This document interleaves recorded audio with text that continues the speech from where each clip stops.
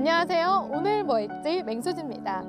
어느덧 꽃과 함께 완연한 봄이 찾아왔는데요. 봄은 볼 게 많아서 봄, 보이지 않는 것을 바라봐서 봄이라고 하죠. 흥미롭고 유익한 책과 함께 설레는 봄을 만끽하길 바라는 마음으로 지금 이 시기에 읽으면 딱 좋을 책을 준비했습니다. 알렉산더 대왕부터 히틀러까지 최고 권력자들이 겪은 뜻하지 못한 질병이 역사의 방향을 바꿨다는 사실 알고 계신가요? 세계의 역사를 뒤흔든 질병에 관해 이야기한 책, 질병이 바꾼 세계의 역사입니다. 현직 의사이자 역사학자인 저자는 오래전부터 질병과 역사의 물결 사이에는 모종의 상관관계가 존재한다고 말합니다.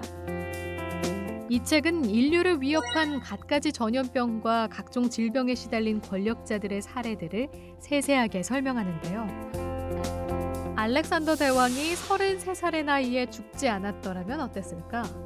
히틀러가 시력이 약해지지 않고 화가로 남아 있었다면 어땠을까? 레닌이 53살에 극심한 동맥경화로 사망하지 않았더라면 등 세계사의 흐름을 바꾼 치명적인 전염병을 통해 그로 인한 사회적 변화를 알기 쉽게 풀어냅니다. 우리 땅에 맨 처음 진보와 보수를 움터오르게 한 인물이 퇴계 이황과 율곡 이이라는 사실 알고 계셨나요? 지금껏 잘 모르고 있던 조선시대 학자 퇴계와 율곡의 삶, 보수의 시작 퇴계, 진보의 시작 율곡에서 되짚어봅니다. 법률은 지엄하다. 한 번 정하면 하늘이 두 쪽 나는 한이 있더라도 함부로 바꾸지 못한다라고 이야기한 퇴계 이황. 지엄한 법률로 정하였다 하더라도 백성을 위한 것이라면 100번이라도 바꿀 수 있다라고 주장한 율곡 이이. 저자는 조선 유학의 학자인 퇴계와 율곡을 각각 보수와 진보의 원형으로 보고 두 사람의 삶과 정신, 시대적 배경을 분석합니다. 성리학에 뿌리를 두고 있지만 세상을 보는 눈이 달랐던 두 사람. 율곡과 이이는 생각의 차이 때문에 논쟁하기도 했지만 서로 존경하는 사이였다고 하는데요. 진보와 보수의 갈등이 심화되고 있는 지금, 과연 무엇이 진정한 보수인지, 진정한 진보는 무엇을 고민해야 하는지에 대한 물음을 던집니다. 혹시 숲과 새도 의사다라는 말 들어보셨나요? 점점 더 자연과 멀어지는 우리를 위한 책, 치유하는 나무, 위로하는 숲입니다. 한 연구기관에서 2030년엔 세계 인구의 75%가 도시에 살 것이다라고 예측했는데요.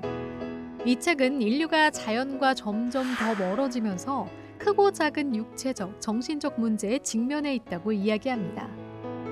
저자들은 산림욕, 실내 공기 정화 식물 같은 녹색 치유요법이 몸과 마음의 건강에 도움이 된다는 사실을 과학적으로 증명하는데요.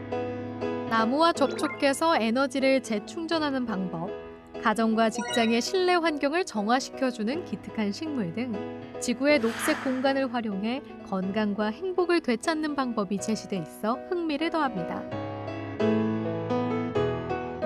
한국을 대표하는 과학기술 전문가들은 2020년부터 향후 10년이 한국경제 골든타임이라고 말합니다.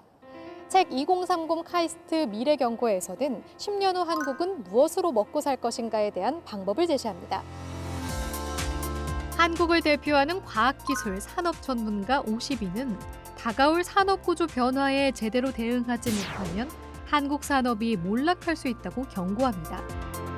이 책은 가장 먼저 각 분야 전문가들과의 인터뷰를 통해 미래학 예측 기법을 통해 한국의 위기 요인을 분석하는데요. 이를 해결하기 위해서는 우리 사회가 안고 있는 다양한 문제에 대한 혁신과 제도 개혁, 그리고 미래 산업 전략이 필요하다고 주장합니다. 위기는 위기로 인식하는 순간 더 이상 위기가 아니다. 그 순간 위기는 기회가 될 것이다 라는 말이 있는데요.